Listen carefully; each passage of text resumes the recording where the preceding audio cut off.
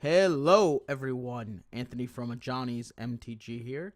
Trying to sound extra loud today because someone in the comments said volume too low.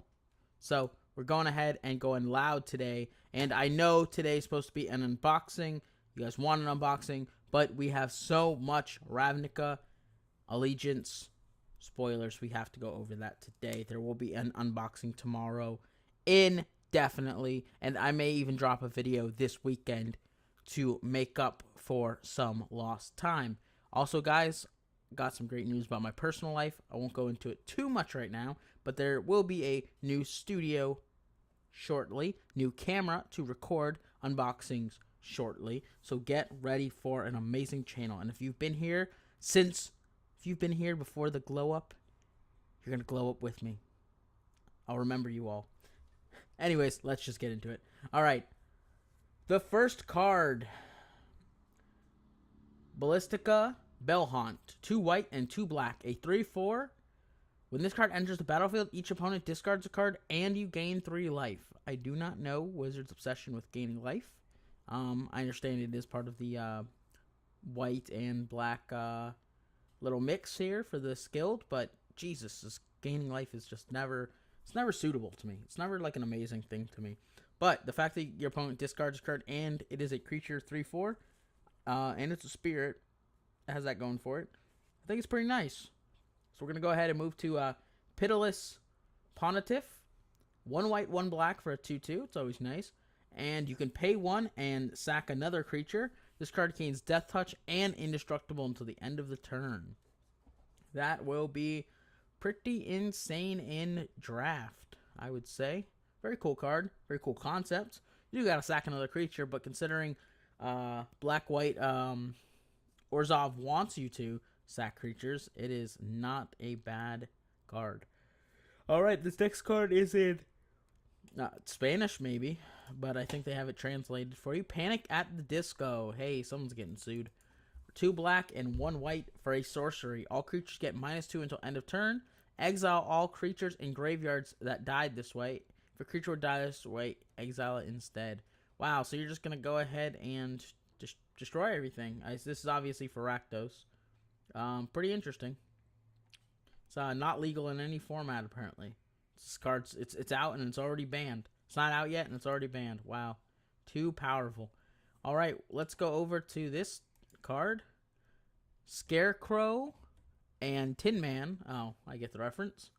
Okay, for a 1 colorless and white or black mana instant, exile target card from a graveyard and draw a card. Okay. I like the drawing a card, but drawing a card for 2 is kind of eh. And then Tin Man, a 1 white, 1 black, and 2 colorless sorcery.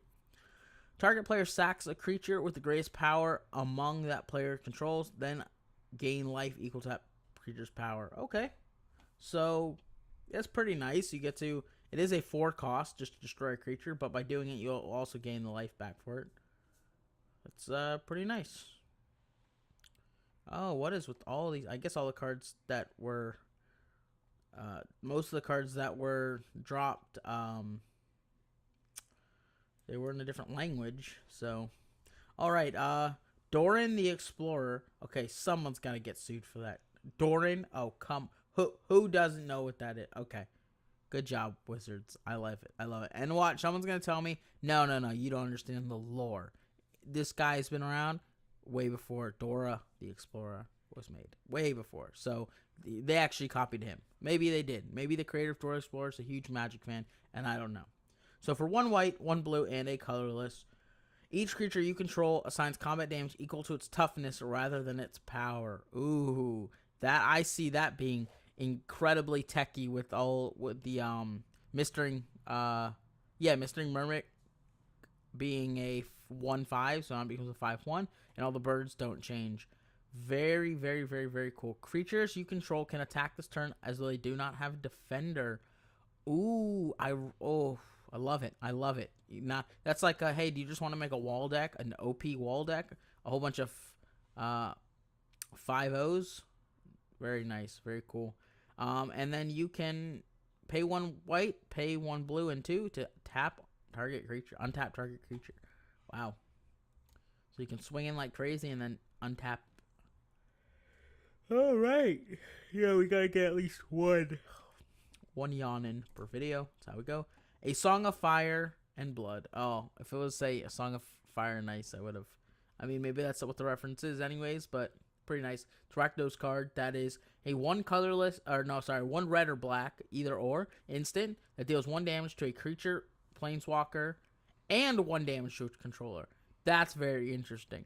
So it does 1 damage to a planeswalker or creature, and then does a damage to the controller. Wow, I think for that's going to be, for the Drakes, that's going to be a very powerful card. To deal 1/1, I think that's going to be, incredibly powerful. And it will count as 1 of your 3 toward your Phoenix. So I actually really like that card. And then, and Blood, as it's 1 red, 1 black, and 2 sorcery. And Blood deals 3 damage to an opponent. Then that player discards 2 cards. Wow, that's pretty powerful. I mean, I think if you catch them on the mid game or the early game with that, that could potentially be a game ender right there at only a 4 cost. All right, let's go ahead and move to Prime Speaker Vanfar. A legendary creature, elf, ooze, wizard. This is a mythic rare. You can tap this creature to sacrifice another creature and search your library for a creature card with converted mana cost 1 of equal to 1 plus sacrifice creature's mana cost. Put that card onto the battlefield. So if you sack a 5, you can get up to a 6 creature, put it onto the battlefield. Doesn't say tapped, which just seems pretty. I see some insane shenanigans, and it's a 2/4. So it actually doesn't, you'd have to lava coil it. So, wow, it's pretty insane. I see some weird shenanigans. Definitely getting some giant creatures on board. I don't know if you can tap this in the stack or something like that to like, let's say a creature's going to die in combat, and then you tap this, and then you sack it before they can destroy it. That would be pretty amazing. But I don't know if that's actually what they're going to allow. We'll see. Yeah, and I'm still sick, but still churning out videos for my boys, my fans, my girls, everyone. All right, Pestilent Spirit, a 1 black and 2 colorless.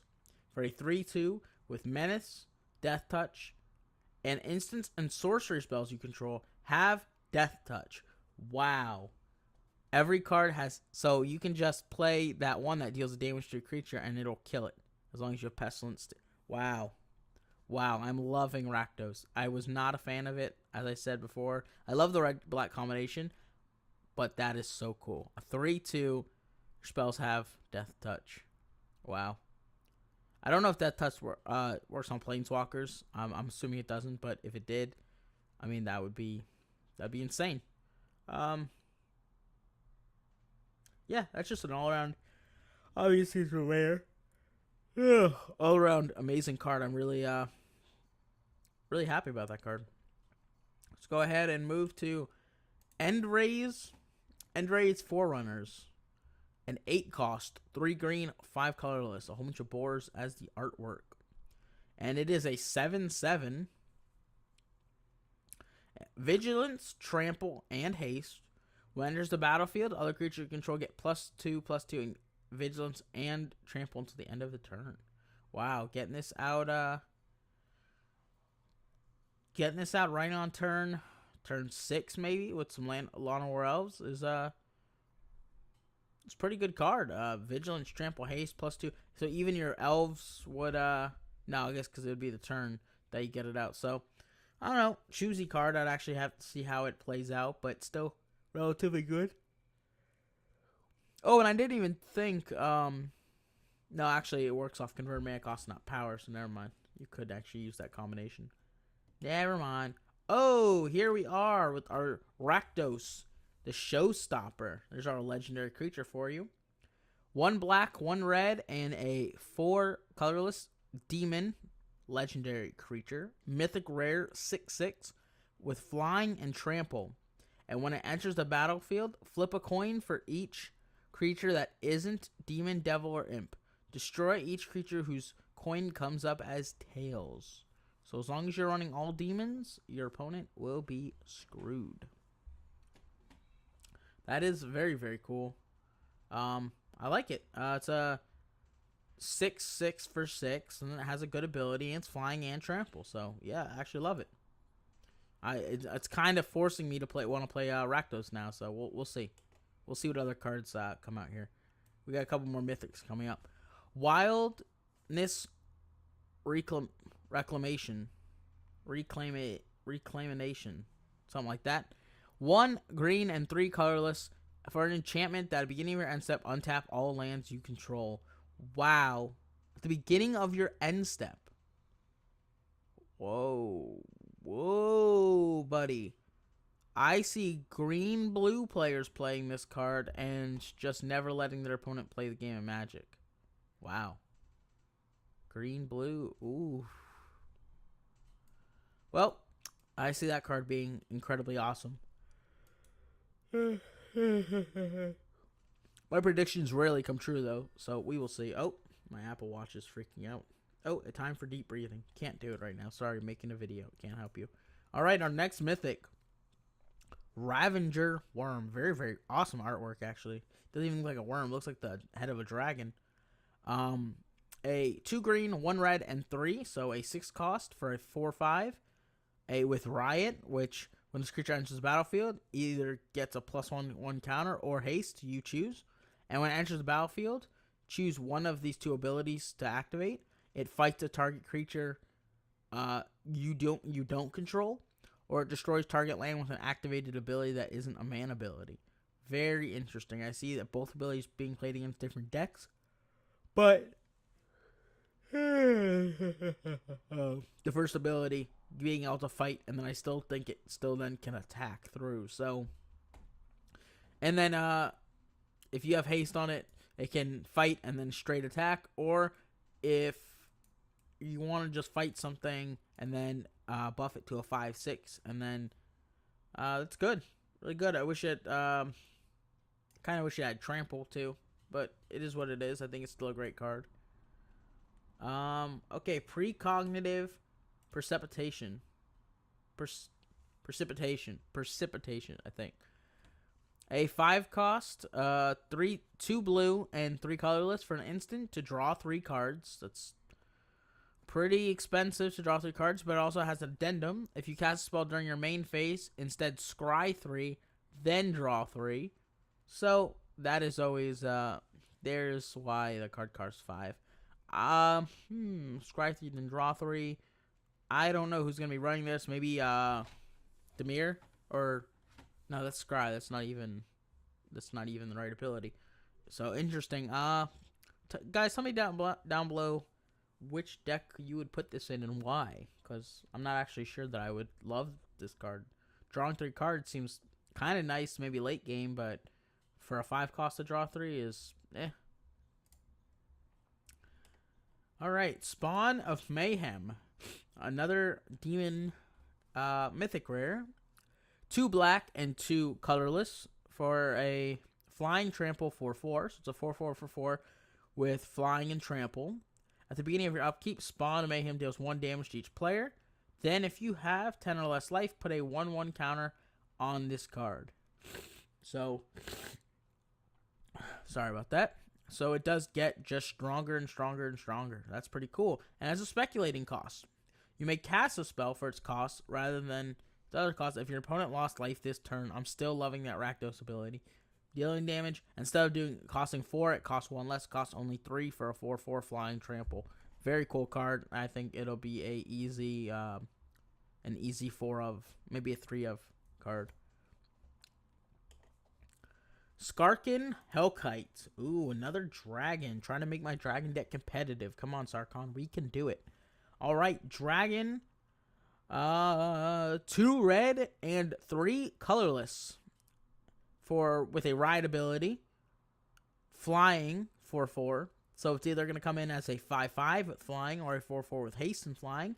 And you can pay 1 red and 3 colorless to deal 2 damage divided among targets. And activate this ability only if it has a +1 counter on it. So you you cannot use the haste ability unless you have another way to generate +1 tokens on it. But I think putting the token on him, if you don't need to swing through for 5 damage, just putting the token on him and then tapping to constantly do 2 damage. And it's not a tap ability either. So if you have a lot of mana on board, you can do a lot of damage on board. So that's really cool. I like the card. Of course, it's a mythic rare. I'm gonna go ahead and we're almost done here because we saw. Oh no, I don't remember if we talked about these. So we're gonna go ahead and talk about them. Okay, the next card is Growth Chamber Guardian, 1 green and 1 colorless for a Elf Crab Warrior. Super weird combination, but okay. It is a rare. It's 1 green and 2 colorless to add up 2. If the creature has no +1 counters on it, but 2 of them, okay, and that's as you can see, that is unlimited, so you can do that as many times as you want per turn, which adds to that symbiote card. It's win condition, so it's pretty nice. And when 1 or more +1 counters are put on this card, you may search your library for a Growth Chamber Guardian, reveal it, and put it in your hand. Wow. So wait, whenever 1 or more are put, you may. Okay, so you can activate this ability, pay 2, make it a 4/4, and then add another one to your hand to help thin your deck out. Wow. Wow. Oh my gosh, these guilds, these guild allegiance cards are looking pretty insane. I like green red. I like the green blue growth deck, or the +1 counter deck. I like the Rakdos deck. Like, I like all of it, to be honest with you. All right, we're going back into green red with Borak Clan Clasher. A 1 green, 1 red, and 3 costs, so a 5 cost for a 4/4, and you can tap it to remove a 1/1 counter from a creature you control, and it does 2 damage to any target. So you're going to be removing counters from your creature with the Riot ability to deal 2 damage to targets. I don't think I love it, but I think it's a pretty nice card. Alright, and we have Dispense Deploy. First is Dispose. Dispose Deploy. So Dispose is 1 of either white or blue and 1 colorless to tap target creature and draw a card. Pretty interesting. And it's an instant ability, so that is relatively interesting. That's a pretty good control card. And then Deploy. 1 blue, 1 white, and 2 for create 2 1/1 colorless, drop their artifact tokens with flying, then you gain 1 light for each. Don't like the Deploy ability, but really like the Dispose ability. Really like that. For 2, not only are you drawing a card, but you're also tapping a creature. And it's an instant, so you're popping it on your opponent's turn, tapping a creature so that they can't attack, and you're drawing a card out of it, and then you gain your mana back on your turn. Wow. Alright, I actually saw this card spoiled, and I thought it was absolutely insane. Teysa Karlov, a 1 black, 1 white, and 2 colorless for a legendary creature, Human Advisor. If a creature dying causes a trigger ability of a permanent you control, that ability triggers an additional time. Creature tokens you have Vigilance and Lifelink. So obviously you know what this card's for. It's for the entire Orzhov that is all about Afterlife. So if you pop an Afterlife for, let's say, 4, 3 even, it's going to create 3 more of that, so you're going to get that 6. Then they're all going to have Vigilance and Lifelink because of this card being on the board. I absolutely... I was struggling between playing Rakdos or Orzhov, and I absolutely think that it'll be very hard to choose with this card in the mix, because this card is just an amazing card. I almost see like 0 downside. It even has 4, so it can't even get bolted. Or lightning striked. Sorry. So that is insane. Another mythic rare, Sepra of the Scales, 1 black, 1 white, and 2. So another Orzhov card. Angel creature, 4/3 for 4 with flying. You can tap 1 white, it gains Vigilance until the end of the turn. You tap 1 black, it gains Death Touch until the end of the turn. And Afterlife 2, so it's going to create 2 1/1 black and white spirit creatures with flying. So basically, kill it, I dare you. We'll make some 1/1 tokens, and then if our Archaea. No, Teysa is face up on the board. We're going to create 2 more. So we're going to get 4 1/1 counters. That is absolutely insane. The last card that was spoiled recently, or the last cards to get spoiled, Amplifier. I get it. Amplifier. 2 red and 2 colorless for an elemental creature. It's a 1/1 for 4. That's pretty crazy. So it must have an insane ability. At the beginning of your upkeep, reveal cards from the top of your library, and so you reveal a creature card. Until your next turn, this card's base power becomes twice that card's power, and its base toughness becomes twice that card's toughness. Wait. Until your turn, base power Amplifier's base power becomes twice that, and its base toughness. Holy crap. Put that reveal in the bottom of your library. Holy. Double. Twice as powerful. Wow. Holy. Oh my. Ooh. I see green red abusing the heck out of this card. Imagine this on Gulta, making him a 24/24. Oh my.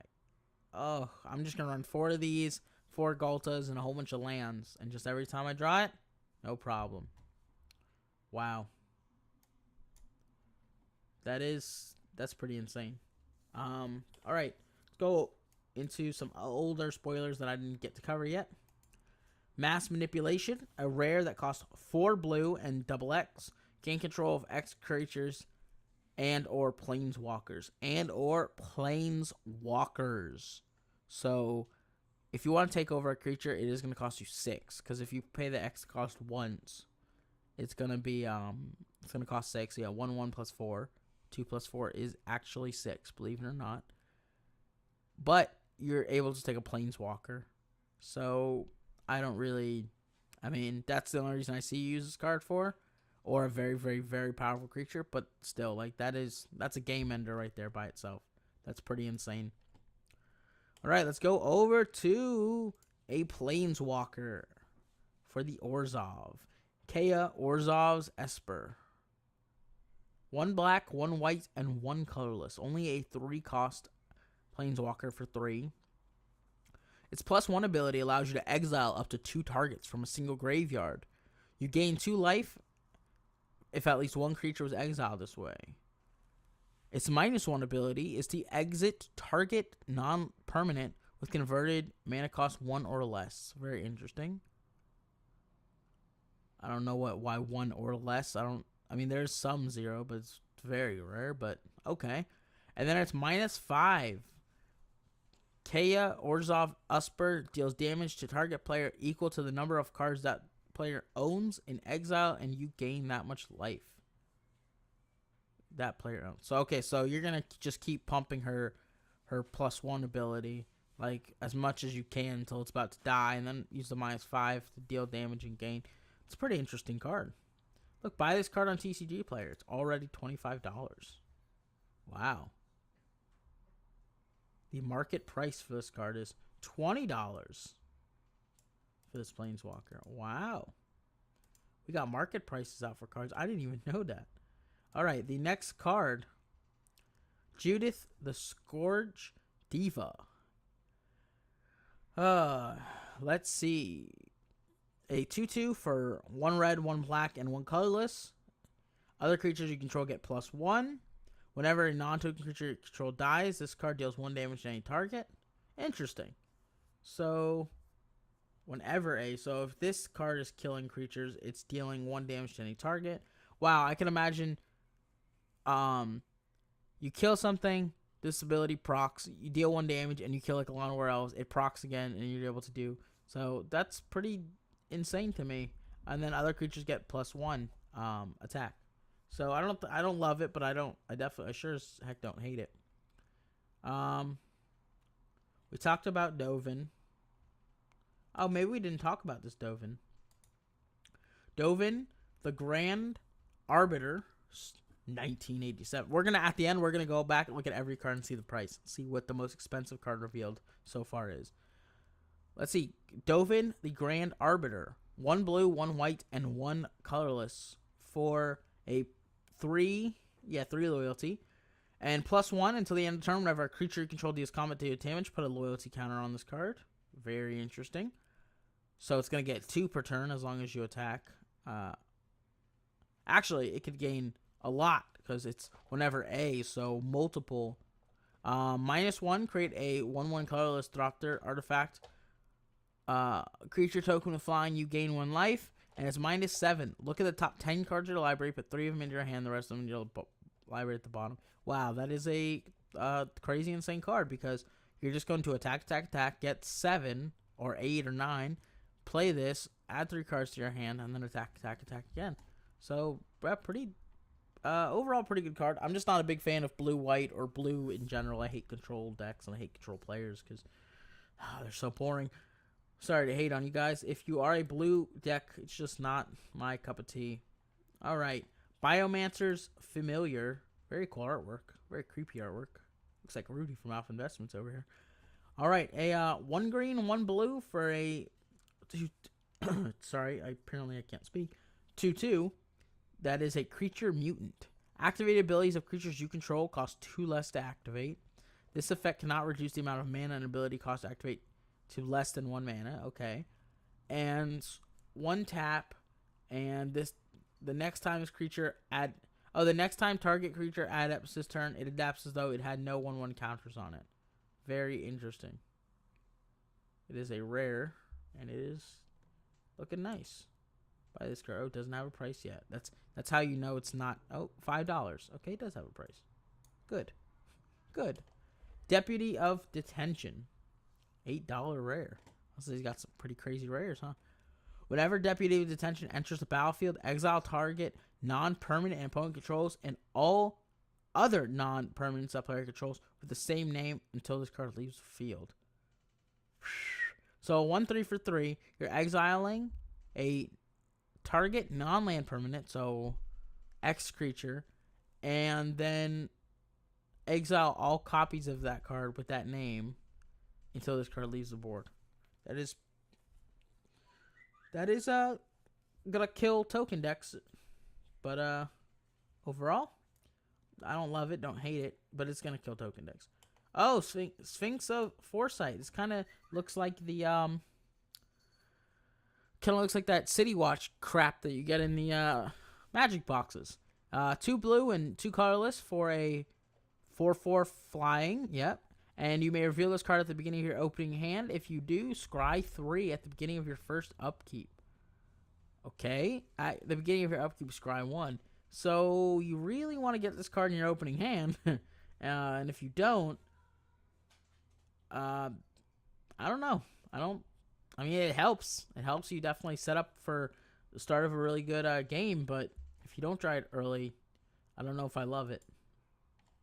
Here's the guild gates. We're not going to actually click on them. Here's the 1, 2, 3, 4, 5, 6, 7, 8, 9, 10. Yep, because they have the Orzhov. Here's the Lockets. Or, hold on. Guild gates. The Lockets. They put the breeding pool, which is the shock land for the set. How much is that going for? It's probably going for $12, $14. That's how much usually shock lands go for. Ravnica Agents, $8.43. Yeah, not even $10. Oh, that's Zendikar Gate Crash.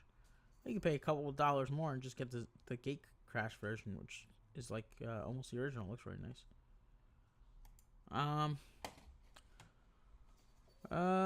Lockets, the Stomping Ground. Here's the more. Here, let's go into the other ones and see, because we're gonna have to go over Godless Shrine, which is the tap, which is a shock land for this, the shock land for this, and oh, that is not a interesting. We're gonna look at that card in just a moment.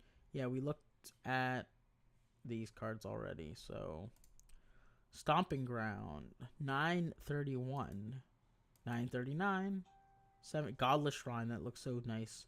Zendikar. Oh wow, yeah, that's really nice. Yeah, Godless Shrine, and 8 something. All right. Hydroid Crassus. Hydroid Crassus needs to load. 1 green, 1 blue, and X. When you cast a spell, you gain half X life and draw half X cards. Round down each time. Flying Trample. This card enters with X counters. It is a 0/0. Interesting. So let's say we get it in mid-game and we got 4 we can spend on it. 4 additional. So we have 6 mana on board. So we tap it for 6.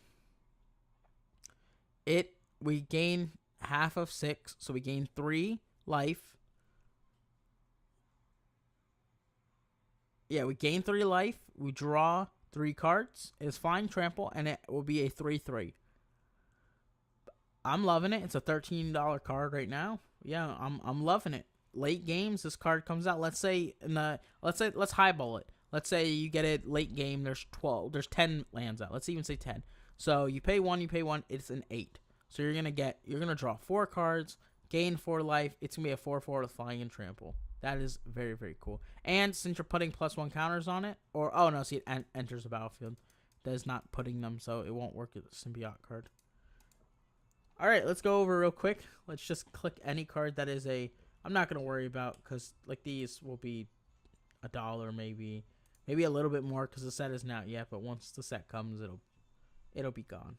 Yeah, they don't even have a price. So we're just going to go over just rares and mythics. Nope. Okay, mythic. No, I didn't want to grab you. Rare, mythic. We're going to see what the most expensive card spoiled yet is, and see what is the card that we need to pull. What is the money card in this set? Because there's always one good one, always one at least $25, $26, sometimes more, usually more, but we will see. Rare. We know what the lands are. They're $9, something like that. This was $13. We gotta go back in time a little bit here and grab all these. Gruul Spellbreaker. This one. The Smurfolk. Tinter Taker, I'm sure is gonna be a little expensive. It's only a rare though, so obviously it won't be as expensive. The Haunt of Hightower and Light the Stage. Okay, so let's go. I guess for some of these we're gonna have to hit buy on TCG Player. It doesn't have a price. $25. That is probably that is the highest card right now. Prime Speaker Vanfar, a mythic rare, $25. Okay. $8 for Pestilence.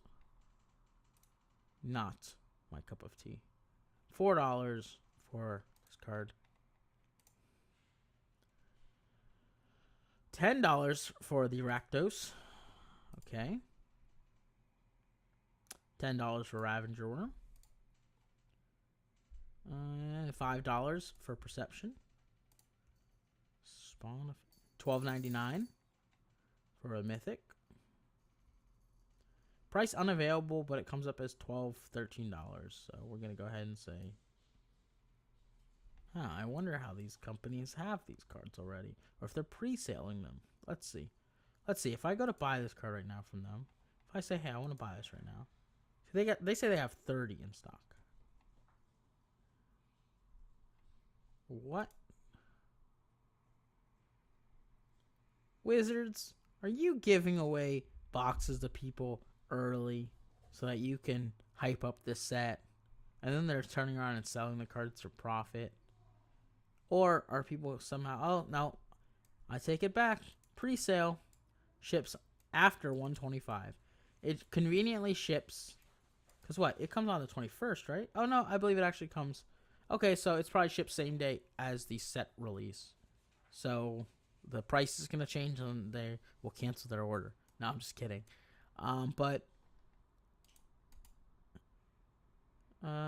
Let's see. So that's how you can get it on pre-order. I do have an eBay store. I do sell cards. I will not be pre-selling anyone anything because I don't want to oversell someone on some hype. I will be doing it. I think I'll be getting my case, I think, comes in at pre-release. So just a couple days before, and then they will be on there then. They will be at a relatively higher price than probably normal. Then, once the price settles. But you know, that'll be a much fairer price than trying to get them a week out. And then, so, and it's an auction. So it actually is 7 days. So you're definitely going to want to, so you're going to have until after the set comes out to see if you want to bid on the card ultimately. So I want you guys to know that. I would never try to cheat my fans. Okay, well that loads. Let's go here and click a couple of them. Also, new computer coming soon. I said all of the things at the beginning of the video that I have coming soon. Also, new computer. Oh, $25 for Kaya. So we have like a tie between a Planeswalker and just a rare. So 2 $25 cards in the set. Very, very cool. Amplifier. Here we go. $4. $4.99. Massa, $1.49. $3.08 for Judith. $20 for Dovan. Doesn't even have a price. Let's see. $8 for Deputy. $7 for Sphinx. Absorb, $4. Emergency Power is $10. Well, I mean, that's pretty cool that the mythics have some value in these sets. So, because if you pull 6 mythics at an average, let's say an average price of $15 a mythic, you're looking at 15, 30, 45, 60, 75. You're almost paying what you paid for the box. So that's pretty nice. I mean, you'll lose some to seller fees and stuff, but overall, I think it's a very nice deal. Bedevil, $8. $1.97. Tinther Taker, $3. Wow. I actually thought this card would be way more expensive. $3.45. But it is only a rare, not a mythic. Simeon Ascendancy, I definitely thought this card would be more expensive. $1.88. $8 for the Azorius Renegade. Haunt of Hightower. This was the first mythic spoiled, and people were going crazy on it. So let's check its price. Let's see if it is. Let's see if it holds to the hype, guys. Let's see. $22. No. Okay. Market price is $22, but the only way you can get it is by spending $39. $40. I'm kind of confused. Let's see, price guide. Yeah, I'm gonna click the card. I'm gonna click it and see where I get it for the $22.50 as its market price is suggested. Interesting. Oh, it's the buy a box promo too. So you're only getting it as a buy a box. So it's $40, but it's a buy a box promo. So we can't. I mean, yes, you can count that actually toward the set. So in retrospect, yes, it's the most expensive card of the set. This card will pay for almost half a box by itself. That is very cool. Obviously it's not going to hold its value, but usually they stay around $15 to $20 for most buy a box promos. So especially when they're good. So yeah, that'll be it, guys. Thank you guys so much for watching. I appreciate it so much. Please like $4. So yeah. So, excluding the buy a box promo is actually a tie between Kaya and the other, that green card. That green one. That was one of the first cards, or one of the last cards just spoiled. Okay, that'll be it, guys. Thank you guys so much for watching. Make sure you guys comment, like, and subscribe. Whoa, trippy. That's it. Thank you guys so much. Bye-bye.